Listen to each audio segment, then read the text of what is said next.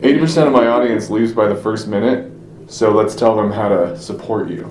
Oh, okay. What are they going to Patreon or what's your? Yeah, Patreon, and just subscribe to my channel. That's cool. That'd pretty much be Your say, I guess. Cool. So now that we're gone, we can stop. Those 80% are gone. Stop being nervous about them. Now it's just the people that want to be here. So just walk us through the story of your YouTube. What brings you to YouTube? Because oh, sure. I started YouTubing 2014, right? Left Scientology in 2013. And I first was on somebody else's channel. And, went out to LA, got on her channel. That was great. Chris Shelton's out. Yay, what? Because some people knew me. And who had been in, and now we're out. In the Sea Org, because you were in the Sea Org in Scientology. Yeah. 16 years you were in there? Yeah, 17 years in the Sea Org, 27 years doing Scientology, like full-time, like flat-out kind of stuff. And the Sea Org is, it's the full-time... Yeah. Sea Org would be, if we were going to draw a parallel, if there were a similar organization, the Mormons, and there isn't, but if there were, it would be the people who run the temple, and combined with people who go out and do missionary work, right? Although in Scientology you can have lower level guys out there spreading the word, that kind of thing, but the real, your full-time 24/7 dedicated, that's the Sea Org. So evangelizing and taking care of internal everything, internal stuff, management, producing promotional materials, producing all the books, all the CDs. They do that all in-house now. And so you were involved in that video production? Yeah, okay. I did. Well, a little bit. There's a whole sub-organization within the Scientology that does that work. Actually, 2 of them now. And I didn't work at those places. I did work at the bookmaking facility. Okay. And then when I was out doing work out in the outer churches, I did some video work. That's where I basically learned iMovie. Yeah. Right, on a Mac. Is that what you still use for YouTube? Okay. No, not at all. But that's where I first learned how to do some video editing. And then between that and so I made a recruitment video for the church, just local church. I was out in Minnesota at the time. Okay. Then I was fooling around with a camera on my own time, which was late at night, for Valentine's Day, and made my wife a video at my wife at the time, my ex-wife now, and did a little music video for her, and she really liked that. And that taught me a lot about video editing, but then I didn't really have any need for it at all. And then I left the Sea Org, left Scientology, I was out, and I was starting to write articles. And I wanted to get them published, and I wanted to talk about Scientology that way. Where were you trying to publish them? Magazines, newspapers, something like that was the idea that I had. I started a blog. Like op-eds and to... I thought maybe I could get something more like in The Voice or something. Maybe I could get an article published, right? Something like that. But I had higher hopes, actually. So I was like, yeah, no, that's too little. I want more. I want to be out there more. So you started a blog. So I started a blog, and I learned quickly that sure, I could get a few hundred people to read my stuff, but I wanted a lot more than that. And I realized people are not reading as much now as they are watching video. So I went and got a camera just like this one, and I set up in my living room, and I took my article that I'd written and I broke it down into 6 parts, about 15-minute videos each. I had the script written. I just had to alter it for speaking rather than reading, and away I was. And this was April of 15? Yeah, my first videos. Yeah, coming out then. And those first ones are still sort of like your highest viewed ones, like the first. No. So what is your highest? No, my highest viewed one actually has over 1 million views, and it was an interview I did that has nothing to do with Scientology. It was a video interview I did with a woman who had left the ATI, IBLP, Bill Gothard cult. Now this was, the Duggars, the Duggar family of 21 Counting. The Quiverful. The Quiverful, that's right, these guys. That's right. So that interview was the biggest one. And then I did a follow-up with her. Did you know that when you were doing it, where you're like, this is going to be it? Not at all. Not at all. Right. But it makes sense to me, because the Duggars and Christian cults is obviously a much bigger interest point than Scientology. As interesting as Scientology is. And as big as Scientology is. Exactly. Well, and tiny in a way. Yeah. But But the Duggars are obviously like nationwide. Everybody knows who they are, and when you say, "Hey, guess what they've been pushing?" Everybody goes, "What?" And Because they were on a reality show, is that right? yeah, 21 and Counting was total reality show. Right. Okay. Well, reality Right. show. Yeah. So when you're filming a project, which project were you like, this is going to be my most viewed one, and then just wasn't? Oh, that's a good question. I thought I would probably get more feedback or more response to a podcast I did with Leah Remini. Uh-huh. Oh, It was yeah. great. I mean, I definitely got tens of thousands of views, but I thought it would be more. Uh-huh. And I've done a couple things with Leah actually on my channel or about her show and stuff. But only one time that I had her actually on my podcast. I think if I'd gotten her on video, I might have gotten more. It was only audio, right? So I think that was probably the point. It certainly wasn't anything wrong with Leah. She was perfect. I think that was probably the only one that really surprised me. I learned early on, though, as a YouTuber, that that I can't put quotas on my views. I'm gonna, it's gonna go out, and people are gonna respond the way they will respond, right? So there have definitely been things I've put out of a political nature. I put out some podcasts about Trump.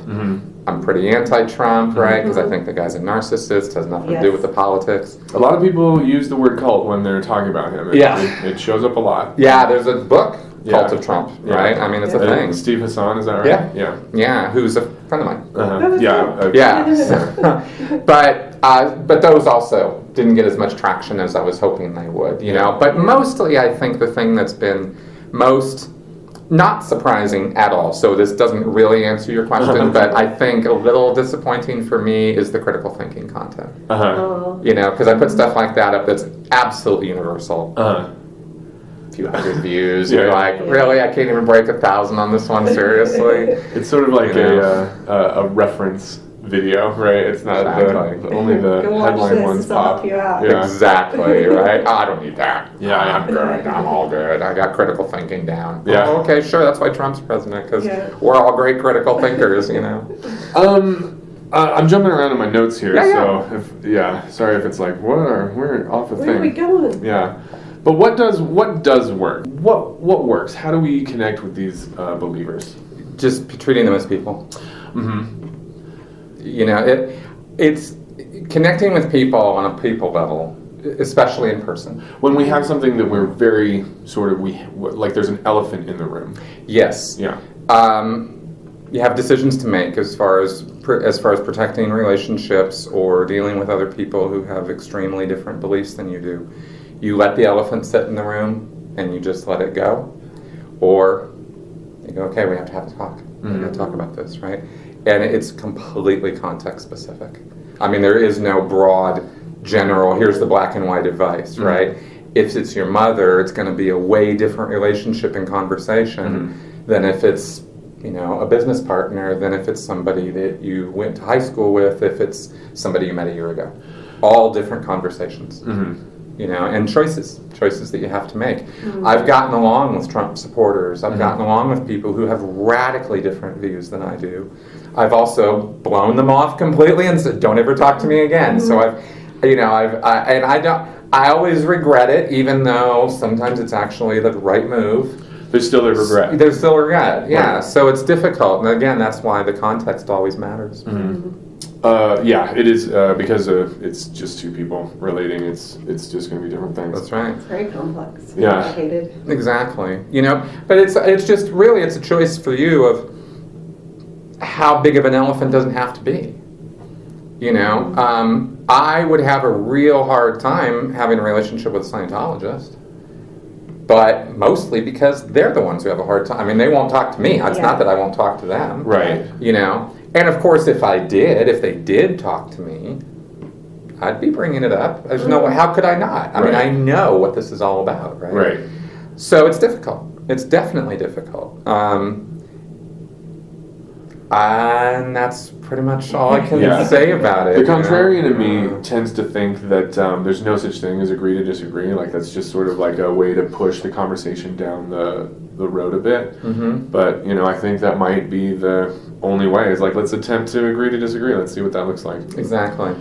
And it's also depends, you guys, and this is not any judgment, it's just a general statement that you guys are fairly newly out.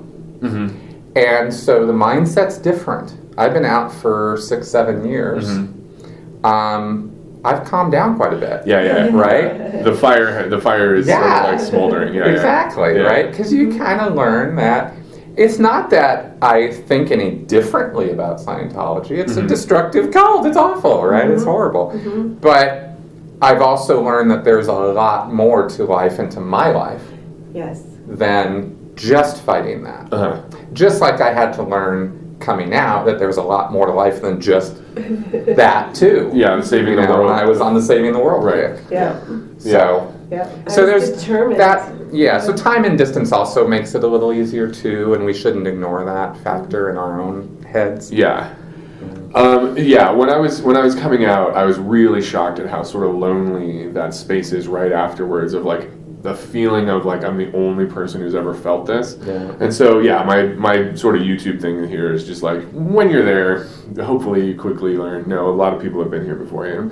And so that's just, we're just doing hobby space stuff like that because it was, and don't underestimate the amount of time that it can take to recover, to assimilate to society in a different way. Yeah, I have a question about that as well.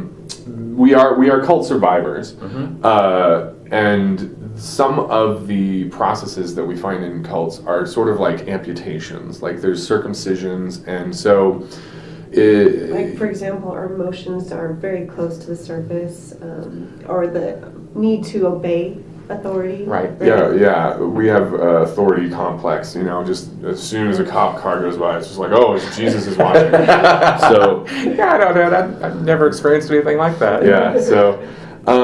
So is there recovery, or are we always cult survivors? No, there's definitely recovery. Okay. Yeah, it's a process. It's a gradual process. Again, it's unique for everybody. It's learning, a lot of education, of course, I think is best. Dealing with it head on, I think, is best. A lot of people retreat, can't deal with it, don't know what to do, don't want to talk about it. I'm just going to shut this off and pretend it didn't happen. Yeah. Not the healthiest way to deal with it. It's a way. Right. So it's a process for everybody. I always push education because I think that is what drives people to learning what they need. Because everybody needs different things. Everybody's experience was different. Right. So some people are physically, sexually assaulted. Other people, it's just emotional. It's just emotional abuse, right? So, but you're going to treat those two things differently. Right. So you got to deal with what's in front of you or what your experience was. Yeah, I like education, but it's just, in the beginning it feels like, where do I start? I know. Yeah, and that's what led me from, first critical thinking was awesome. I mean, I could not have found a better first book than Carl Sagan's Demon Haunted World. Okay. That was just such the luck of the draw. I feel like I won the lottery practically as far as the X-Cult lottery of, what should you hit first, right? It is like, oh, okay, because I was trying to answer the question for myself. And this was a really important question for me when I left Scientology of how do I make sure I don't go from one cult to another? Yes. That was like the burning question, right? Yeah. And I literally Googled it. And, up comes Carl Sagan, Demon Haunted World, Baloney Detection Kit, James Randi, Cool. skepticism. Yeah. So that was real good. The other thing, though, is like we talk about with getting people out of cults by teaching them about other cults than the one they're in. Right. That's also still useful when you come out. Like look at what other groups are doing, because it took me, I think, 1.5 years or 2 years. I could probably trace it back. It took me a little while, though, before it hit me one day. Oh my God, L. Ron Hubbard wasn't any different than Joseph Smith. Right. Any different from Jim Jones, any different from David Koresh, right? They're all the same. Yeah. And they use in the same playbook. And once you hit that, now I can look at Mormon, I can look at this, I can look at that, and it all is, same. Yeah. And that's for me, I think, a major milestone in the recovery. So when you were finding all of these systems had similar roots and similar things, did you go a little bit too far where you're like, uh-oh, my nation's being run by the same cult tactics. Everything that's being sold to me is using these sort of... Advertisement. Well, it's funny. It's funny you say too far because, yes, I have done that. Yeah. And no, it's not too far. Right. It's a spectrum, though. Right. What you have to, what everybody needs to know about truth is that it exists on a spectrum. And, cult phenomena, cult tools, cult indoctrination, if you're going to look at a spectrum of education or a spectrum of indoctrination, well, you've got the light grade, why don't you read this? It's kind of good, right, over here. And then you have the you better or I'm going to kill you over at this end, right? If you don't study this or know this, then it's eternal hell and damnation and all the rest. It's not just I'm going to kill you now, I'm going to keep killing you, right? So it's, you're literally at the end where you're losing your eternity sort of thing. But there are a lot of grays in between. And once you start seeing the mechanisms, you see them being used in one fashion or another, even if it's just a little half-truth over here. Tide, it's the best, right? And you're like, the best what? How do you say that, right? All the way to... Has it ever been tested as the best? Is it just your opinion? Well, what are you saying to me exactly? And you realize, studying, if you really get into it, then you start learning how we think. Because I'm trying to answer the question, like, well, how do people fall for this? How do people fall for this? What is it about us? And you realize that it's used, those weaknesses in our thinking are used against us 24/7. Yeah. Is there an ethical use to that? Like, if we're looking to educate people, can we brainwash them with education? Is that okay? No. Okay. No. I will never say no. I will never say yes to that. Okay. However, I will say that there are choices that have to be made in teaching children because children are not blank slates, but they're pretty close. Especially young, and you do want to be a little careful about what you feed that blank thing and how. Yeah. You can feed it healthy or you can feed it unhealthy, right? You're going to believe or I'm going to beat you is, not so great, right? Here's something people believe. Here's an idea. It's an idea, right? If you present it that way, right? So, that's, you're still giving somebody something who is in a position as a child, let's say, or adults in certain circumstances, you're giving them information in a way that they are not able to think critically about it. So you want to be super, super careful. Watch for unintended consequences. Try not to lead witnesses and... yeah, exactly. Well, I've heard, like value systems. You're going to teach children value systems way before they're going to have any power of choice over whether this is a good or a bad value system. Yes. It's good as far as you're concerned, so you pass it on, right? And this is, but it's not like... It's the only thing they know. Right. They don't have references to see whether it's a good system. Exactly. And recognizing that you are doing that is actually kind of important because then later when they do start developing critical thinking skills, you go, now I actually want you to think about all that stuff I told you, right? Right. But the classic example is Santa Claus. Is it bad to teach kids about Santa Claus? No, of course not. Right? We've been doing it for centuries. There's nothing wrong with it. In fact, it's a way of terrifying a child.